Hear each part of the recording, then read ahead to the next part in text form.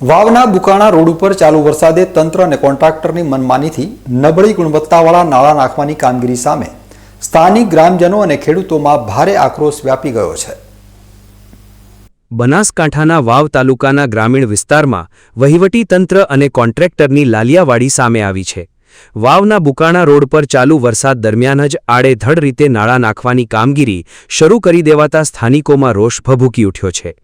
ગ્રામજનોનો આક્ષેપ છે કે જ્યાં ખરેખર પાણીના નિકાલ માટે નાળાની સખત જરૂરિયાત છે ત્યાં કામગીરી કરવાને બદલે અન્ય જગ્યાઓએ જ નાળા નાખીને સરકારી નાણાંનો બગાડ કરવામાં આવી રહ્યો છે। એટલું જ નહીં, અગાઉથી જે નાળા બ્લોક થઈ ગયા છે તેને હજુ સુધી સાફ કરીને ખોલવામાં આવ્યા નથી, જેના કારણે પાણીનો નિકાલ અટવાઈ ગયો છે। આ મહત્વના રસ્તા પરથી રોજના આશરે 5 થી 6 ગામના લોકો સતત અવરજવર કરે છે। ચાલુ વરસાદે સિમેન્ટ અને માટીનું યોગ્ય સેટિંગ થયા વગર જ ઉતાવળે કરાતી કામગીરીને લીધે કામની ગુણવત્તા અત્યંત નબળી હોવાની ભીતિ સેવાઈ રહી છે।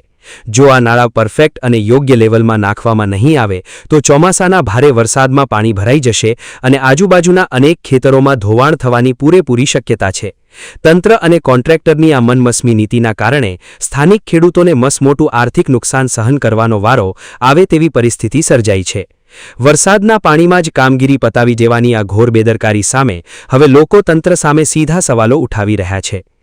આજે જ્યારે વરસાદનું આટલું બધું વાતાવરણ હોય અને ડિઝાસ્ટર મેનેજમેન્ટવાળો ચેતવણી આપી હોવા છતાં પણ આ સ્ટેટ હાઈવેવાળાએ આજે આ રોડ ઉપર ખોદી અને નાળું નાખવાનું ચાલુ કરેલું। હવે એ જે જગ્યાએ નાળું ખોદી રહ્યા હતા અને એ લોકોએ જે પાણીનો નિકાલ હતો એની આડશમાં જે માટી નાખી અને સાઈડમાં બાયપાસ બને તો એના લીધે આજે ગૌશાળાની અંદર પાણી પેસી ગયું।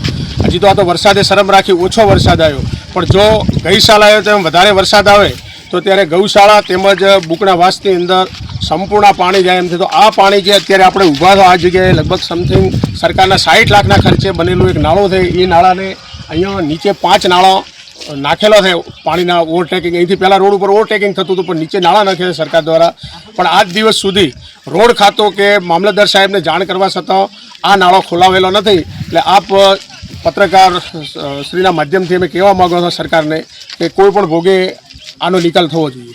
અહીંથી પસાર થતા 5 થી 6 ગામના વાહન ચાલકો અને રાહદારીઓ માટે પણ આ રસ્તો અત્યારે જોખમી બની રહ્યો છે। જો કદાચ નબળી ગુણવત્તાના કારણે આ નાળા બેસી જાય કે તૂટી જાય તો મોટો અકસ્માત થવાની પણ શક્યતા નકારી શકાય તેમ નથી। અગાઉના ચોમાસાનો અનુભવ હોવા છતાં તંત્ર દ્વારા બ્લોક થયેલા નાળા ખોલવાની તસદી લેવામાં આવી નથી, જેના કારણે ખેડૂતોના ચિંતાતુર ચહેરાઓ પર આક્રોશ સ્પષ્ટપણે જોઈ શકાય છે। અસારાથી બુકણા રોડની અંદર એ નાળા કાયદેસર હતા એ બંધ કરવામાં આવ્યા છે। મિલીભગતના કારણે રોડ તૂટે છે તો નાળા આવવાને જરૂર છે, નાળાથી ના છો હાઇડ્રોથી કોઈ સર્વે કર્યું નથી, કોન્ટ્રાક્ટને જેમ મન ફાવે ને એમ નાળા નાખ્યા, સોમવાર ચલાવ્યો છે એમાં કોઈનું કોઈ ચાલ્યું નથી એમ, બરાબર। તો નાળાની જરૂર છે અહીંયા નાળા નથી, તો નાળાને આડેધડીમાં નાળા મૂકી દીધા છે, બરાબર। અને અત્યારે આ ચોમાસાની સિઝન છે, આ વરસાદની આગાહી થઈને નાળાનું કામ લીધું છે, ત્યાં 4-5 ગામડો લાગે છે, પડતા કેટલી હેરાન થાય, મોડા વહેલો આવા આવવાનો કોઈ ડિલિવરી હોય તો મોડો બહુ હેરાન થાય છે। તંત્ર અને કોન્ટ્રાક્ટરની મિલીભગતથી ચાલતી આવી બેદરકાર કામગીરી સામે હવે યોગ્ય તપાસ થાય તે અત્યંત જરૂરી બન્યું છે। જો સમય રહેતા આ નાળાનું કામ યોગ્ય લેવલ અને ગુણવત્તા સાથે પૂરું કરવામાં નહીં આવે તો આગામી દિવસોમાં આક્રોશિત ગ્રામજનો અને ખેડૂતો ઉગ્ર આંદોલનનું શસ્ત્ર ઉગામવા મજબૂર બનશે।